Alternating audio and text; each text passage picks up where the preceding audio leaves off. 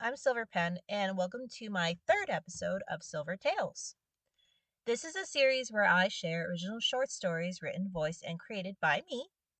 These stories are my original work, so please do not repost them, claim them, or try to profit from them as I pour a lot of heart into each word. Today's story is In the Wake of Change. This is a modern fantasy about motherhood, growing older, and reclaiming yourself. Now settle in, and let's begin with the tale. In the Wake of Change. The manila envelope came on a Tuesday. Becky nearly tossed it into the recycling, mistaking it for another charity appeal or a subscription renewal. The envelope was stiff and sealed with the smudge of red wax that flaked under her thumb. The handwriting was tight and looping, old-fashioned. She opened it at the kitchen counter. The name inside didn't mean much. Elias Whelan, second cousin once removed. But the letter was clear. He died last month. No family left, no children. But Becky had been mentioned in his will. An item had been sent to her. Nothing of value, the lawyer had assured in dry legalese. Just an heirloom, a pendant. The box that had been in the manila envelope with the letter sat on her dining room table. It was no bigger than a jewelry gift box, but surprisingly heavy. It was beautifully crafted out of polished wood and had a metal clasp. When she opened it, the scent of cedar and something metallic drifted out. Inside, on a cushion of black velvet, was a silver pendant. It was colder than it should have been, even in her warm hands. Etched into its surface was a detailed motif. A wolf, mouth slightly open, its teeth turned towards the moon engraved above it. The artistry was delicate. The eyes of the wolf were decorated with tiny black jewels, obsidian maybe. On the back, an inscription. Ko sianamak tier akak fola. She didn't recognize the language, but it resonated with her. Becky tried to say it out loud, undoubtedly butchering the pronunciation. Becky reread the letter, and then looked back to the pendant with a shrug. It didn't look valuable in the monetary sense, but it felt personal. She wondered why this faraway cousin had sent it to her. The beep of her electric kettle drew her attention, and she set the pendant back in its box gently. She left the lid off as she made a pot of tea, feeling like the black eyes of the wolf were watching her. Becky couldn't pinpoint why it made her feel uneasy. It was silly. It was just a necklace. She poured a cup and then added some sugar to the mug. Sipping it, Becky picked the pendant back up to prove to herself that it was just a lump of metal. The chain was surprisingly long, like it had been made to be worn by a man. As she held it up to the light, the pendant spun lazily, casting shadows on the wall that looked far larger than they should have. Becky hadn't worn jewelry in years, not since the kids left, not since she stopped going out except for groceries and work. But on a strange impulse, she slipped the pendant over her head. The chain was cool, the pendant settling right below her collarbone. It felt heavier there than in her hand, as if it had found its place. Becky jumped as a distant howl carried through the open window. What was that? She looked out the window to see her usual quiet neighborhood in the morning. Her street was empty, no big dogs nearby, no wild coyotes, just her neighbor's elderly terrier napping on the porch. Certainly nothing that would make that sound. Still, Becky swore something had changed, something subtle. She touched the pendant. It was warm now, and pulsed as if it had a heartbeat. Becky shook her head and tried to focus on preparing her lunch for later. She put leftover spaghetti in a lunchbox with a few snacks in her water bottle. Within an hour, she was wearing scrubs, black sneakers, and had her hair in a bun. She pulled out of the driveway in her car and headed toward rush hour traffic. The drive to the clinic was slow. Becky didn't mind much. The radio played a soft oldies station, and she sipped her tea. Her eyes drifted occasionally to the rearview mirror on habit, looking for those familiar car seats and backpacks that once filled the back. Now it was just a tote bag with her stethoscope. At a red light, she adjusted the pendant under her collar. It had cooled slightly since the morning, no longer pulsing, but she still felt a strange weight against her chest. She parked in the employee lot, slid on her name badge, and stepped into the brightly lit pediatric clinic. The walls were painted a cheery yellow, cartoon animals dancing along the border. Children's laughter echoed from an exam room, followed by a sniffle and the gentle murmur of a parent's voice. "Morning, Becky!" Clara, one of the younger nurses, breezed by holding a clipboard. "New necklace? It's cool!" Becky touched it reflexively. "Oh, yeah, it was a gift, sort of, from a distant relative." "Nice! Looks like something from my kids' video games." "Oh, by the way," Claire added, spinning on her heel, "don't forget the fundraiser bake sales this Friday. Dr. Kwan is having me remind everyone. This year we're collecting donations for juvenile ataxia research." "Okay," Becky said, already mentally going through her recipe box. "I can make some lemon squares, or maybe banana bread?" "Oh, definitely the lemon squares," Clara said, and disappeared down the hall. Becky watched her go, a pang curling in her chest. She liked Clara. She was young, upbeat, always talking about weekend plans with her kids or new books she was reading. Becky used to be like that once. She tucked her clipboard under one arm as she made her way to the nurse's station. Her morning was quickly filled with routine checks, immunizations, and paperwork. Around mid-morning, she was paged into exam room 3.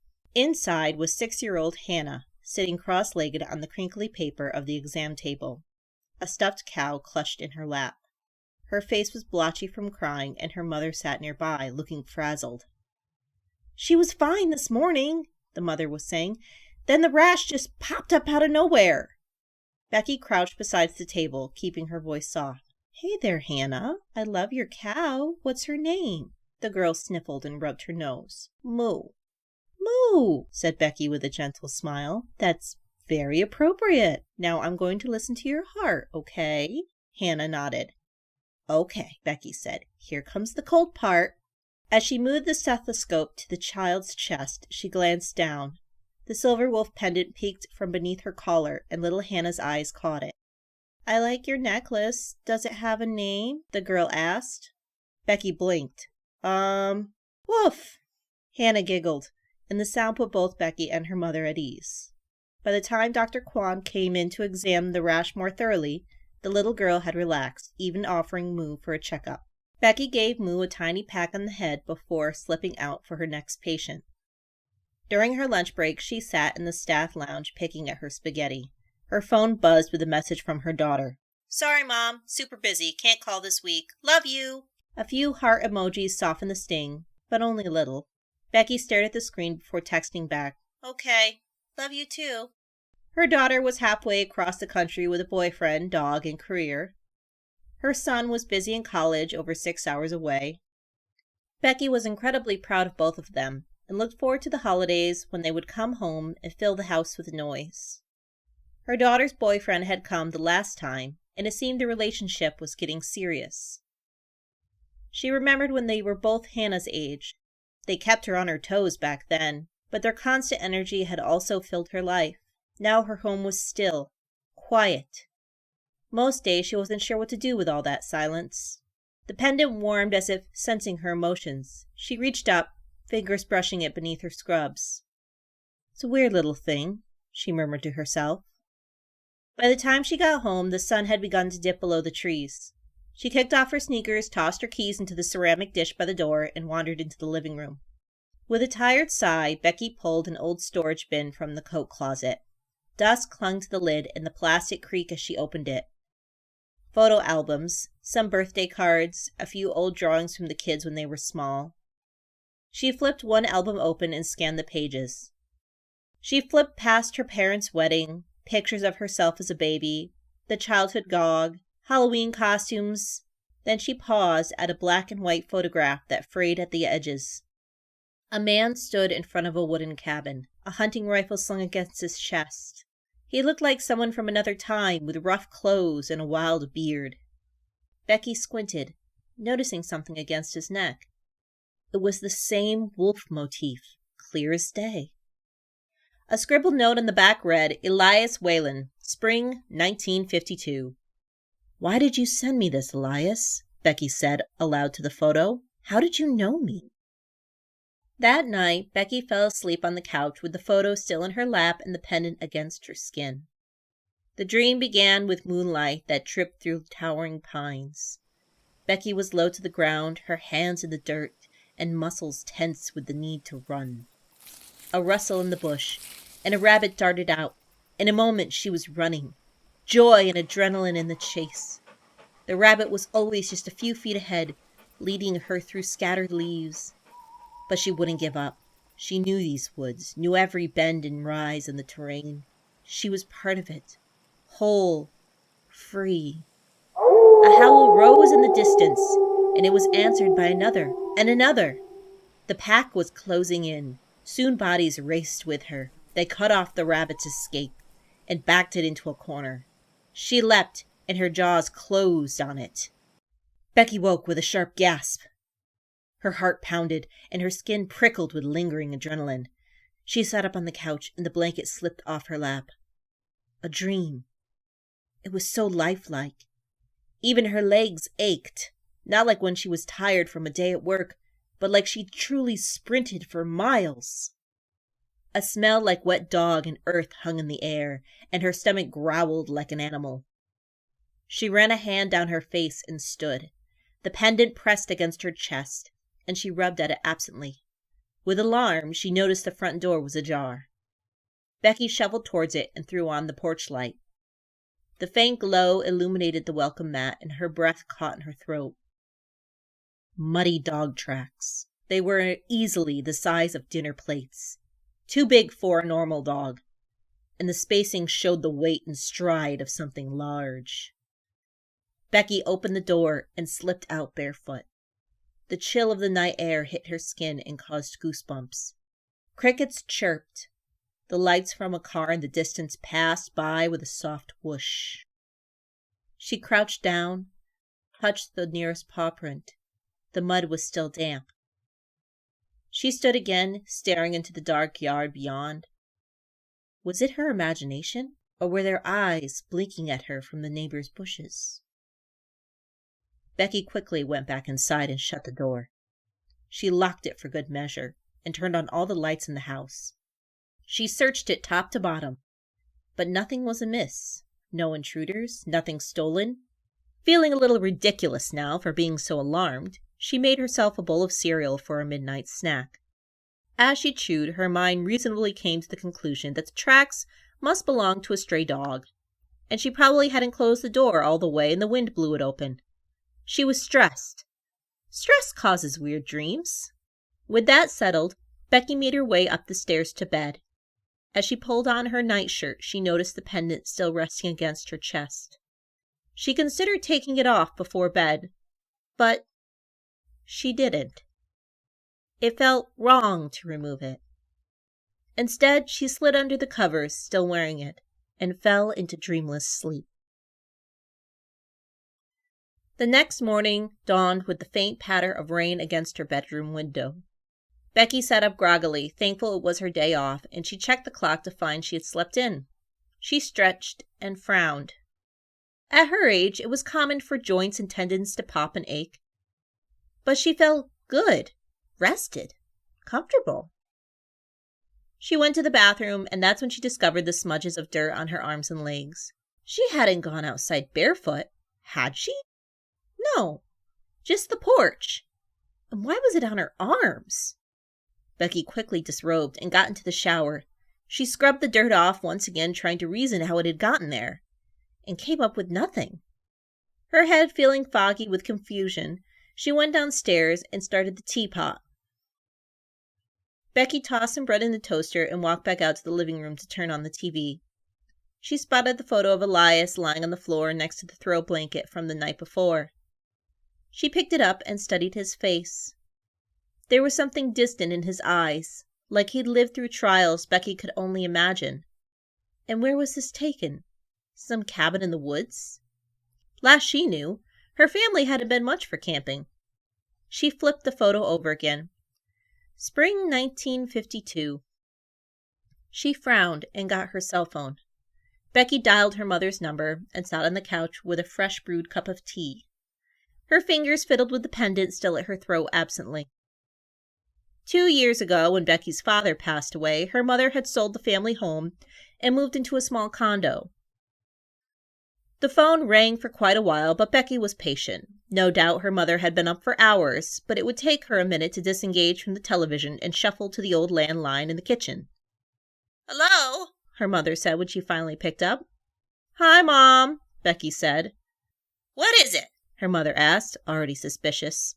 "Is something wrong? You sound funny." "Nothing's wrong," Becky said quickly, biting back a sigh. "I just wanted to ask you something." "Oh, well, that's a change," her mother said with a harumph. "Usually I have to call you 3 times before I hear back. Just wait until I'm dead, then you'll say, 'Oh, I wish I talked to Mom more,' and by then it'll be too late, and I'll be buried in some old plain pine box like a stray dog." Becky pinched the bridge of her nose. "Mom." "I'm just saying, it wouldn't kill anyone to drop in once in a while. You know your cousin Moira? She comes by every Sunday to take my sister shopping. Every Sunday. And I sit here with my tea and the TV and nobody to talk to but the cat." Her voice turned sweet as she spoke to the kitty, who no doubt had followed her into the kitchen. "Not that we don't love him." "Mom," Becky interrupted gently, "I'll come visit this weekend, okay?" There was a dramatic sigh. "Well, if I'm still breathing by then." "Anyway," Becky said, trying to get back on topic, "I wanted to ask you about someone named Elias Whelan. Ever hear of him?" There was a pause. "Elias," her mother repeated, the tone shifting. "Where in the world did you hear that name?" "He left me something in his will. Just a necklace. I found an old photo of him from spring of 1952. Another pause, then a click of her mother's tongue. "Lord, I haven't thought of him in years. Elias was your father's cousin, second or third, something like that. Bit of a loner, lived up in the woods upstate. We only saw him at weddings and the occasional funeral. Never married. Don't think any woman would want a life way out there with no one to talk to."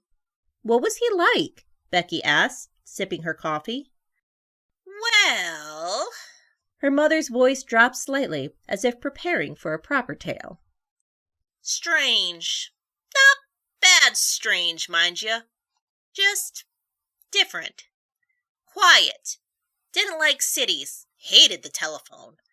Lived in a cabin and grew his own vegetables. I don't think he even had a television.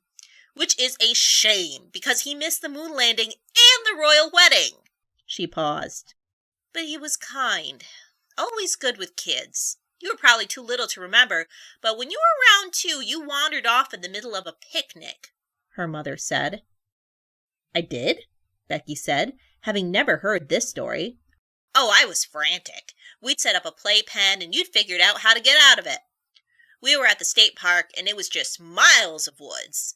Elias was the one who found you and carried you back to me like it was nothing. Never made a fuss. Just gave me a little nod and said, 'She's safe.' That was it." Becky blinked. "Really?" "Oh, yes," her mother continued. "Bit eccentric, but a good heart. Protective, you know. Always watching out for people. You said he left you a necklace? Was it the big one with a wolf on it? He always wore it. Said it was an heirloom. I remember your father didn't like it. Old family superstition." Becky touched the pendant at her throat. "What kind of superstition?" she asked. "Oh, you know, all that Irish folklore, family legends, wolves in the blood. I never paid much mind. Just stories. You know how your father was about that kind of thing. They even had a family motto. What was it?" Becky pulled the pendant away from her chest and flipped it over. She read the inscription out loud. "Kosian amak tier akok fola?" "That's it," her mother said. "How did you know? Did Dad tell you?" "It's on the necklace," Becky said. "Well, that's nice. Little piece of family history from your dad's side." Her mother let out a long, sad sigh. "I miss your father. He would have remembered more about Elias. You know, you really should come visit. The house is too quiet, and the cat barely acknowledges me unless he wants treats." "I know, Mom. I'll visit this weekend. I promise." They chatted for a bit more, moving on to lighter topics like how the kids were doing. When she finally wished her mother goodbye with one last promise to visit, Becky sat on the couch and thought. Her mother was always so chatty that it was surprising to learn that she'd gone missing as a child. Perhaps her mother had felt ashamed that Becky had almost gone missing. Maybe that's why Elias had willed her the pendant. It was a family heirloom, and without children of his own, he hadn't wanted it to end up in some thrift shop. She looked at the inscription again, curious to its meaning. Becky stumbled through the pronunciation earlier, but now she repeated it more carefully, rolling each syllable on her tongue. There was an ancient rhythm to it that made her heart beat in time. She picked up her phone again and ran a quick translation. The result popped up in bold. The wolves guard our blood. Becky stared at the screen. She expected something poetic or spiritual. But this was plain, direct, and somehow true. At least it felt that way. She looked down at the pendant in her hand. It had gone cool again, but she swore it watched her, even as she wasn't wearing it. As though Elia had passed on not just some trinket, but a duty. Her thoughts circled back to the pawprints on the porch, the mud on her arms, and the dream that felt like memory. Becky had always been a cautious person. She lived a quiet life of routines that made her feel secure. Yet it could also be lonely and boring. The necklace at her throat called to her. It told her to howl and chase, find her primal inner spirit. Protect, love, shelter, the duties of motherhood that she had abandoned now that her own children were grown. Shaking her head of what must be delusions, Becky tucked the pendant back beneath her shirt and stood. She carried her now empty teacup to the kitchen. This afternoon, she decided to go to the library. There had to be more. More stories, more history. The Whelans were an old family. There had to be something. It was still drizzling rain when Becky drove to the town library. An avid reader, she visited several times a month and knighted to the librarian as she passed the front desk. She headed straight to the public computers in the back corner and logged in. She typed in Irish folklore, wolf families, bloodlines, and then refined it to Whelan, Family Wolf Ireland. Most of what came up was paranormal nonsense, or people trying to sell tarot cards. But one thing caught her eye: the werewolves of Ossory. She clicked it and was brought to a website about Irish mythology. Leaning forward, she skimmed the article. In the dark forests of Ossory, it was said that certain families bore the mark of the wolf. These families descended from ancient protectors known as the Fadlaig. They were not monsters, but guardians. They walked as men by day and wolves by night, patrolling the edges of their villages to ward off invaders, famine, and sickness. Unlike the cursed werewolves of continental tales, the Fadlaig were volunteers, often chosen from within the same family line. Some served for decades. Others, those with a strong blood, could change at will. Their descendants were marked by strange dreams, heightened senses, and a deep bond with the natural world. One account from 1863 tells of a Whelan child who vanished in the woods during a thunderstorm, only to return days later, unscathed and led home by a great black wolf. When asked who had helped her, the child pointed towards the trees and whispered, "He said I'm safe now." Becky stared at the screen, and a chill crawled up her spine. That was like what Elias had said when she returned to her mother as a child. She bookmarked the page, printed it, and tucked the copy carefully into her purse. That night, the dreams returned, more vivid and real. She awoke breathless, aching. Muddy paw prints streaked across the kitchen floor. Her throat burned raw, like she'd been screaming or howling. Her hair, usually so neatly tied back, became wild. Clara even mentioned she looked different at work. She said, "You seem more confident lately." Becky wasn't sure what unnerved her more, the signs that something strange was happening, or the part of her that didn't want it to stop. It seemed ridiculous with all that was happening to make lemon squares for a bake sale that Friday, but Becky arrived in her scrubs anyway, balancing a foil-covered tray. The tables were sitting in the garden at the front entrance. It was already crowded with treats: Cookies shaped like stethoscopes, mini muffins and colorful liners, and even someone's attempt at allergy-friendly brownies. She offered a polite smile as she handed off her tray to the volunteers. "Here's my donation," she said, before thanking them. She reached for her name badge and headed to the back to clock in. The clinic buzzed with normal Friday energy. The tiny patients were bouncy, and staff in high spirits as everyone looked forward to the weekend. Then voices rose from the front lobby. "Where's Emmett?" a woman was saying, her voice thin with panic. "He was right here next to me. Emmett?" Becky turned on her heel and hurried toward the noise. "What was he wearing?" Clara was there with the mother, both searching for the boy frantically. "A red hoodie. He's only 2!" Becky's heart dropped. She felt the pendant shift against her chest and looked down at it. The silver wolf's eyes gleamed dark from within, and a warmth soaked into her chest. The hair on her arms lifted. Becky sniffed the air, and her feet brought her to the front entrance. She went out the front door and saw the table of bake sale goods. Crumbs on the ground, like a tiny hand had snuck between the volunteers and made off with a cookie. Becky followed the trail to the tree line at the edge of the parking lot. "Becky?" Claire's voice called out, but she was already bolting into the trees. Becky's breath came hard, and her legs didn't falter. Her senses stretched to smell the damp leaves, the faint trace of sweetness from a dropped cookie in the grass. And she could hear Emmett's small footsteps, a flash of red in the trees.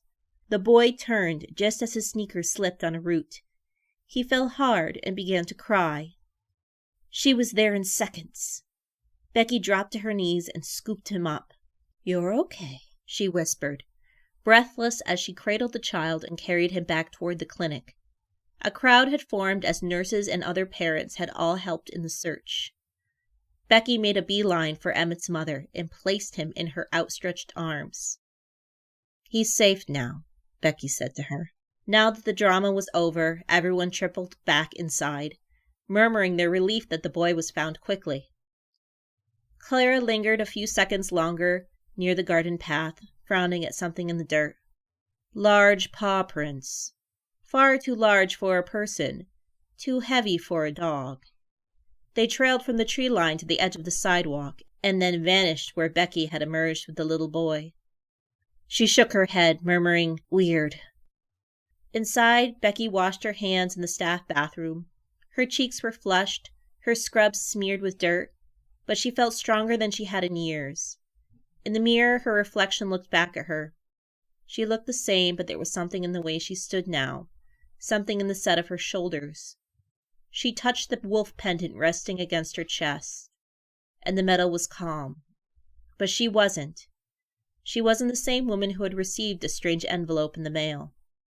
Becky Whelan was waking up, and the wolf was ready.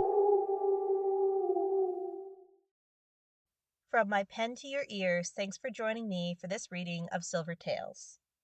If you enjoyed these stories and are interested in more, please like, comment, share, and subscribe. I also have a Ko-fi, and the link is in the description below. As of right now, these videos are not monetized, so if you'd like to show me some financial support, I'd appreciate it. See you again soon for some more stories spun in silver.